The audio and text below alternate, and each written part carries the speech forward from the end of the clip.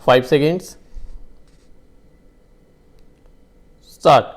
I am happy to participate in the centenary celebrations of St. Joseph's College, an institution which has earned for itself a reputation for its standards and achievements.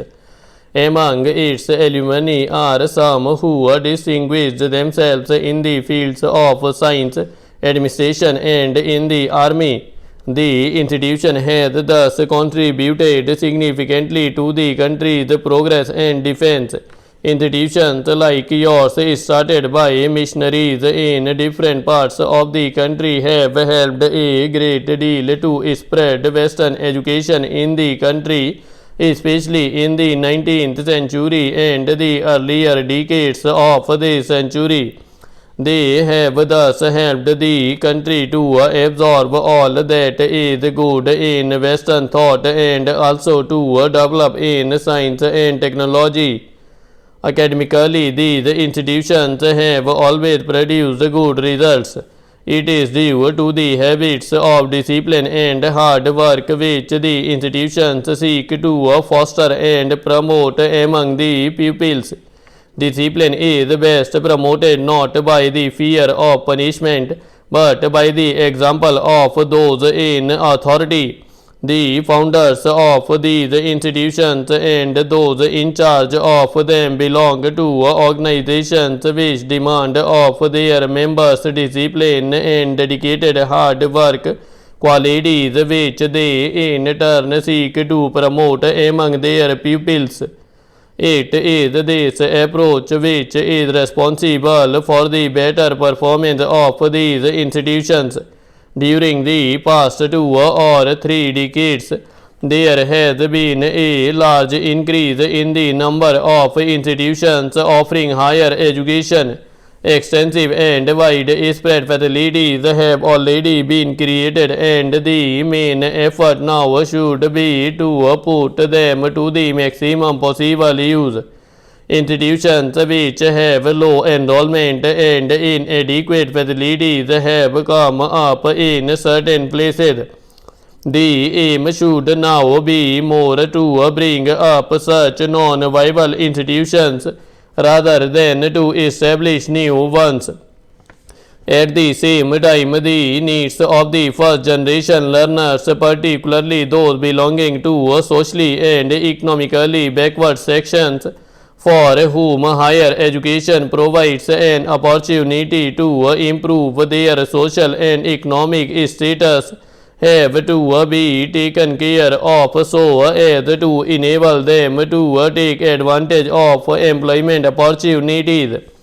It is necessary that educational programs are related to manpower demands existing and anticipated for executing development projects, for maintaining services and supplies, and for the different occupational groups. While there are deeper reasons for unemployment among the educated, part of the problem arises from the want of proper matching between education and employment so that education becomes more relevant. The primary object should be to make the first degree course more relevant and responsive to the development needs of the community, and link education with work in the field and practical experience. In a competitive environment in which satisfaction of one's material needs is the primary consideration, education cannot be related to the imparting of enough skills and knowledge for eking out one's livelihood. But it ought to be more than that.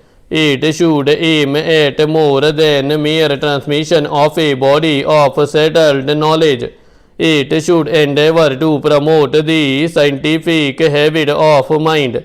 An ignorant person is prone to form hasty opinions and hold on to them doggedly. The scientist, on the other hand, is slow to believe, and he believes only to the extent it is based on evidence. He is aware of the tentative nature of his opinion, and the possibility of his having to charge his belief if fresh evidence warrants it. The development of such a scientific attitude of mind should be the goal of education.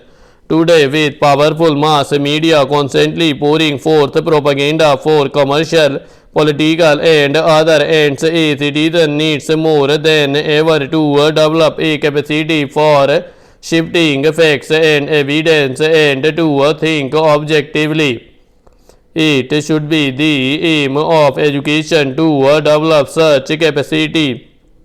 The 5-year plan envisages that institutions of higher learning would be encouraged and enabled to evolve themselves in the development activities of the community and provide support through extension services of students and of facilities. This would not only help the students to extend their frontiers of knowledge, but also use their knowledge to help the community to solve some of its problems. Education is a process that never ends.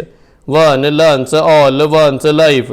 The sources of knowledge are also countless. One does not learn only from the teachers, colleges, peoples one meets in life and nature itself, providing unlimited opportunities of acquiring knowledge. What is needed is the humility to admit that knowledge is available everywhere and the will to learn. Education must be thought of not merely as preparation for maturity, but as a continuous development of mental faculties and continuous illuminations of life. The formal education which we received at school and college gave us the instrumentalities of mental growth. Our further development depends upon our observation and interpretation of experience. In this view, education is a continuous lifelong progress. I would like to thank you, the organizers, for inviting me here today. I extend to the students, teachers, and others associated with this college my warm greetings and wish them all success in their endeavors.